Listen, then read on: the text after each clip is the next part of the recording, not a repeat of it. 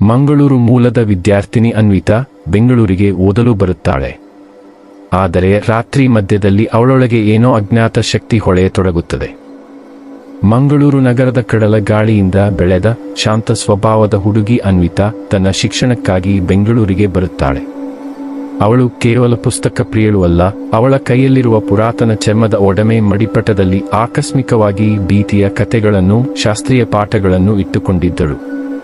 Bus ನಿಲ್ದಾಣಕ್ಕೆ ಇಳಿದಾಗಲೇ ಆಕೆ ಬಹಳ ವೇಗವಾಗಿ ಬದಲಾಗುತ್ತಿರುವ ಜಗತ್ತಿನಲ್ಲಿ ತನ್ನ ಸ್ಥಾನವನ್ನು ಹುಡುಕತೊಡಗುತ್ತಾಳೆ.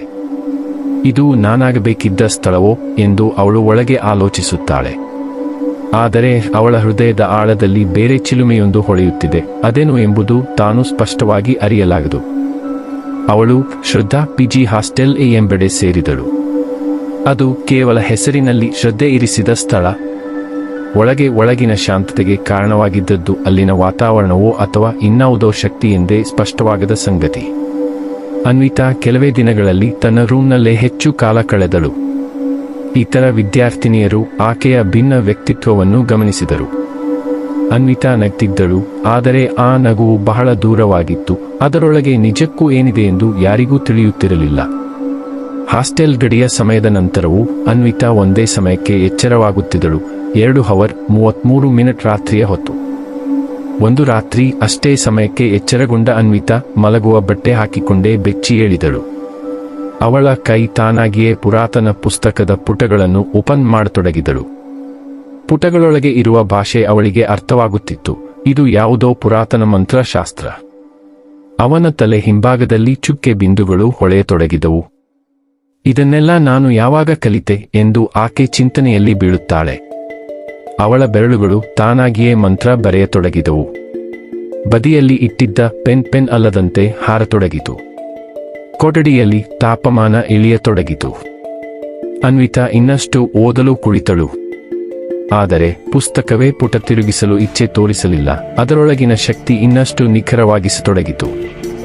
ಮರುದಿನ ರಾತ್ರಿ ಅವಳು ಪೂರ್ಣ ಚಕ್ರವಲ್ಲದ ಗೋಳಾಕಾರದ ಚಾಕ್ ಚಿತ್ರವೊಂದನ್ನು ನೆಲದಲ್ಲಿ ಬರೆಯುತ್ತಾಳೆ. ಅದರೊಳಗೆ 7 ಬಿಂದುಗಳು, ಪ್ರತಿ ಬಿಂದುವು ಒಂದು ವಿಭಿನ್ನ ಚಿಹ್ನೆ. ಅವಳಿಗೆ ಈ ಎಲ್ಲವೂ ಹೇಗೆ ಗೊತ್ತು ಎಂಬುದು ಗೊತ್ತಾಗದೇ ಆಶ್ಚರ್ಯವಾಗುತ್ತಿತ್ತು. ಅವಳ ನೋಟ ಶೂನ್ಯಕ್ಕೆ ಸೀಮಿತವಾಗಿರಲಿಲ್ಲ, ಆತ್ಮಚೇತನದ ಲೋಕವನ್ನು ಸ್ಪರ್ಶಿಸುತ್ತಿದ್ದಳು. ಆತ್ಮ ಧ್ಯಾನ ಮಂತ್ರಂ ಪರಂಪರಾಯ ನಮಃ ಎಂದು ಅವಳು ಜಪಿಸುತ್ತಿದ್ದಾಗ ಅವಳ ಕಣ್ಣು ಹೊಳೆಯತೊಡಗಿದವು. ಕತ್ತಲಿನೊಳಗೆ ಕೆಲವೊಂದು ಶಬ್ದಗಳು ಕೇಳಿಬರತೊಡಗಿದವು. ಅದು ಅವಳೊಳಗಿನ ಶಬ್ದವೋ ಅಥವಾ ಬೇರೆ ಜಗತ್ತಿನ ಧ್ವನಿಯೂ ಸ್ಪಷ್ಟವಿಲ್ಲ. ಇನ್ನು ಮೇಲೆ ಅವಳಿಗೆ ಮಾಯಾಜಾಲವು ಕೇವಲ ಕಲ್ಪನೆ ಅಲ್ಲ ಎಂಬ ಅರಿವು ಹೊಳೆಯಿತು. ಅನ್ವಿತಾ ಮಾಯಾ ಪ್ರಪಂಚದ ಬಾಗಿಲು ತೆರೆದಳು. ಮೊದಲ ಬಾರಿಗೆ ಅವಳ ಆಸುಪಾಸಿನ ವಸ್ತುಗಳು ಸ್ವತಂತ್ರ ಚಲನೆಯನ್ನು ತೋರಿದವು.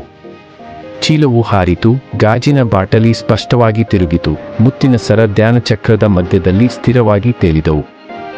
ಅವಳ ಹಿಮ್ಮುಖದಲ್ಲಿ ಬಿಳಿಯ ನಿಲುವಂಗಿ ಧರಿಸಿದ ನುಡಿದಂತಿಲ್ಲದ ಆಕೃತಿಯೊಂದು ಕಾಣಿಸಿತು. ಅದು ಮೌನವಾಗಿದ್ದರೂ ಶಕ್ತಿ ಬೋಧಿಸುತ್ತಿತ್ತು.